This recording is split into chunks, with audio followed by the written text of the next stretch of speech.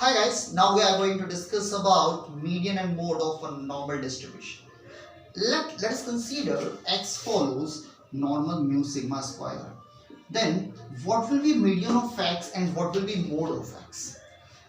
Basically we know that if x follows normal mu square, then its PDF can be written as 1 upon sigma root 2 pi e to the power minus half x minus mu whole square by sigma square, where mu ranges from minus infinity to infinity, x ranges from minus infinity to infinity, and sigma from 0 to infinity. Basically mu and x belongs to real number and sigma belongs to positive real number, 0 otherwise.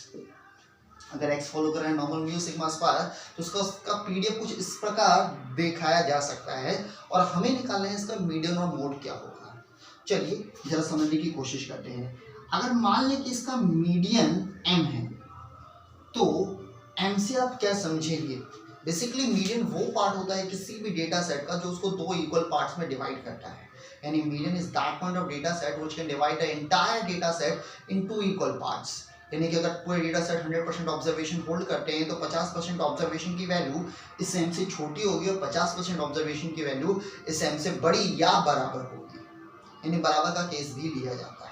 ठीक है, तो आपका median m होगा तो हम ये कह सकते हैं चूंकि range minus infinity to infinity है x की, तो माइनस इन्फिनिटी से m तक आए तो इसकी प्रोबेबिलिटी भी 1/2 और अगर m से अपर रेंज तक जाए तो उसकी प्रोबेबिलिटी भी 1/2 होगी।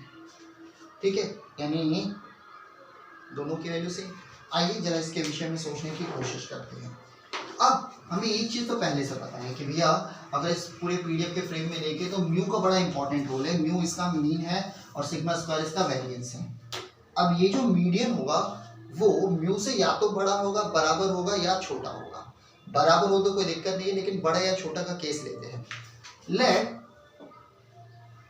Late median be less than mu, that is m अगर म्यू से छोटा होगा तो बेसिकली म्यू इसमें नहीं इन श्रेणी में बिलोंग करेगा।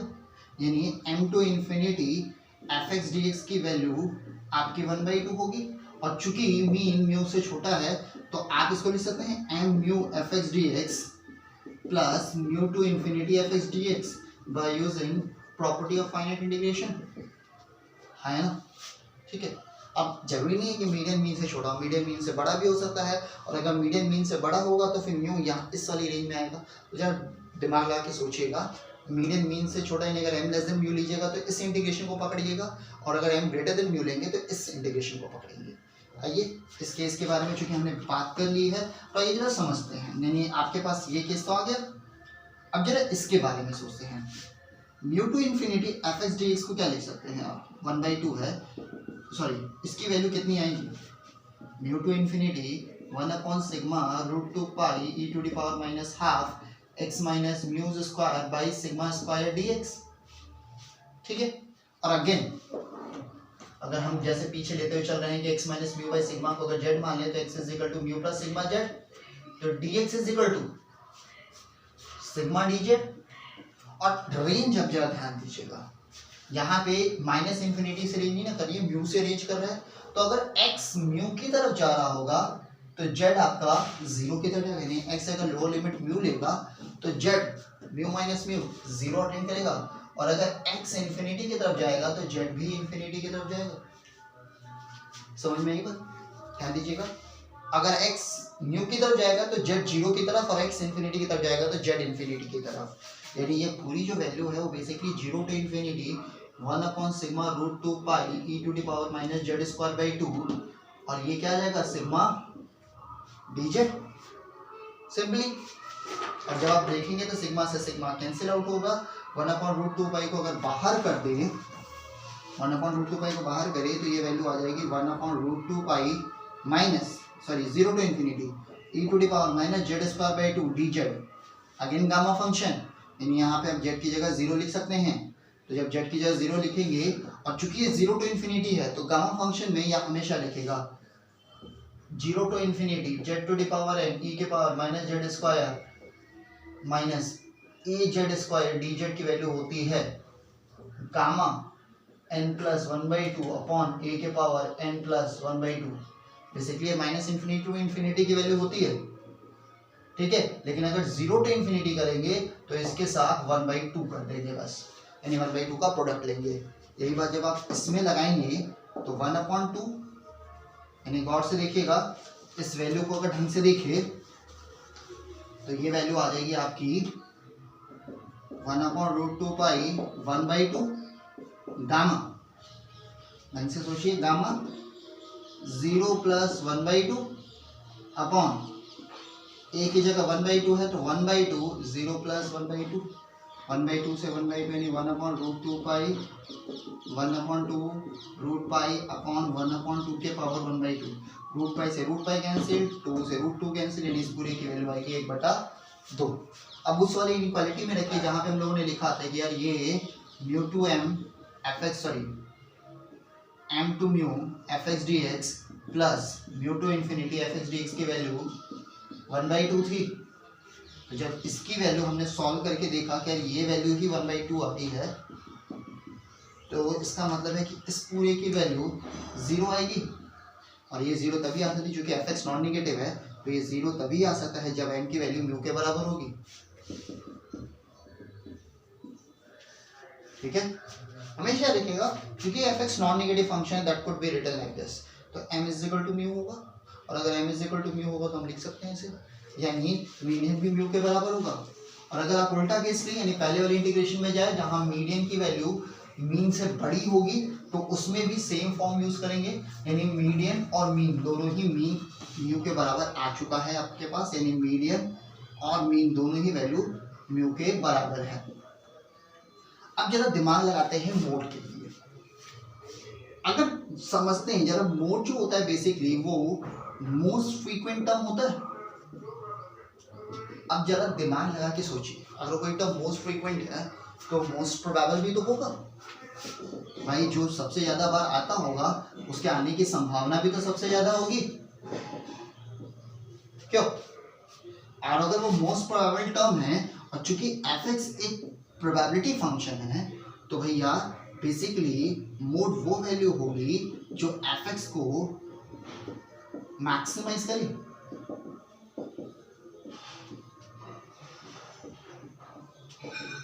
Maximise the probability density function f x, क्यों।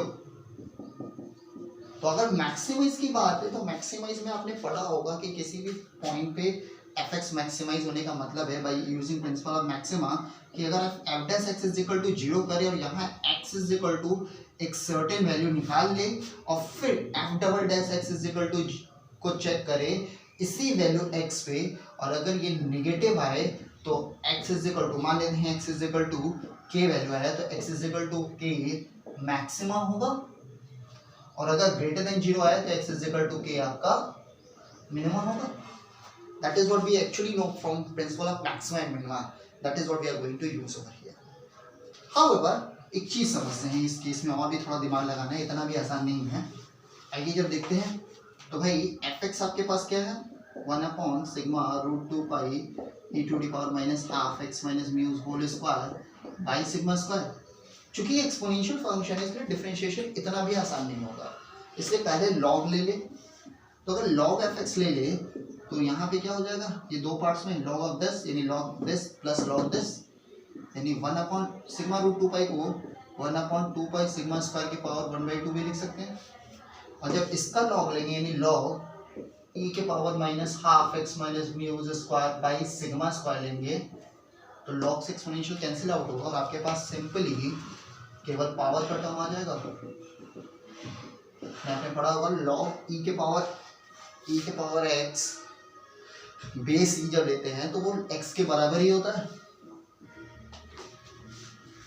चलिए अब जरा दोनों तरफ x के रिस्पेक्ट में डिफरेंशिएट कर लीजिए तो जो वैल्यू मिलेगी आपको वो मिलेगी एफ डैश एक्स, सॉरी जब इसको करेंगे तो 1/f(x) एफ डैश एक्स आया ना, और अगर ये है तो इसको 0 और ये वैल्यू आएगी 1/2 सिग्मा स्क्वायर x के रिस्पेक्ट में कीजिएगा 2x माइनस म्यू 1 - 0 यानी 1/2 सिग्मा स्क्वायर, 2 से 2 भी कैंसिल, माफ कीजिएगा, x minus mu by sigma square F dash x, और इस एफ एक्स को अगर इधर भेज दे तो ये हो जाएगा एफ एक्स, आया ना, ठीक। हाउएवर एक बात समझिएगा कि एफ एक्स जिस वैल्यू के लिए मैक्सिमाइज होगी उसी वैल्यू के लिए लॉग एफ एक्स भी मैक्सिमाइज होगा, क्योंकि लॉग मोनोटोनिकली इंक्रीजिंग फंक्शन है। हालांकि हम उसे यूज नहीं करें, हमसे अपने फॉर्मूला को अपने प्रॉब्लम को थोड़ा कन्वीनियंट बना रहे हैं। अब अगर एफ डैश एक्स की वैल्यू 0 ले ले तो क्या होगा, तो भैया x minus mu by sigma F x 0 होगा, और चूंकि एफ एक्स पीडीएफ है तो ये नॉन नेगेटिव होगा, और नॉन नेगेटिव है तो ये 0 हो सकता है लेकिन हमेशा 0 नहीं होगा, यानी x की कई सारी वैल्यू होगी जिनके लिए वो 0 नहीं होगा। तो जब जिन पे 0 ना होगा, क्योंकि अगर एफ एक्स हमेशा 0 होगा तो प्रोबेबिलिटी फंक्शन तो बना ही नहीं पाएगा, क्योंकि ओवरऑल इंटीग्रेशन भी तो 1 करना है, यानी कई ऐसे टर्म होंगे जो नॉन नेगेटिव भी होंगे। तो भैया जिन वैल्यूज के लिए 0 नहीं होगा उन वैल्यूज के लिए अगर ये 0 नहीं हुआ तो फिर ये 0 होगा, यानी x minus mu by sigma की वैल्यू, यानी x की वैल्यू म्यू आएगी। अब ये x is equal to mu maximum और मिनिमम दोनों हो सकता है, डिपेंड करेगा कि सेकंड डिफरेंशिएशन क्या है। तो जरा सेकंड डिफरेंशिएशन करते हैं जरा इसको, क्योंकि 2x का फंक्शन है तो एक को डिफरेंशिएट कीजिए दूसरे को कांस्टेंट मानने के लिए, दूसरे को डिफरेंशिएट कीजिए पहले को कांस्टेंट मानिए, ठीक है। अगेन थोड़ा सा फिर मेक अ करेक्शन, यहाँ minus x minus mu sigma square आना चाहिए, माइनस ही आया था, माइनस हाफ था तो 1/2 के लिए माइनस लिखना भूल गया, अब यहाँ माइनस होगा, ये भी माइनस होगा, तो यहाँ माइनस ऐसा लिखिए कोई फर्क नहीं पड़ेगा, x is equal to mu ही आपका आंसर आएगा। माइनस रखिए तो माइनस 1 सिग्मा स्क्वायर चूंकि कांस्टेंट है बाहर निकाल लीजिए।